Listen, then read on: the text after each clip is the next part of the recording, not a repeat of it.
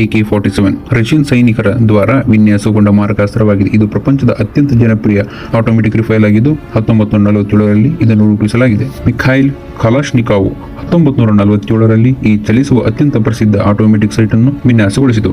ಭಾರತೀಯ ಪ್ರಾದೇಶಿಕ ಸೈನಿಕರ ನಿಯಮದ ಬಳಕೆಗಾಗಿ ಈ ರಷ್ಯನ್ ಮಾರಕಾಸ್ತ್ರವನ್ನು 47 ತನ್ನ ಶಕ್ತಿಯ ಬಗ್ಗೆ ಪ್ರಖ್ಯಾತವಾಗಿದೆ. ಇದರಲ್ಲಿ 7.62 × 39 mm ರೌಂಡ್ಗಳನ್ನು ಬಳಸಲಾಗುತ್ತದೆ.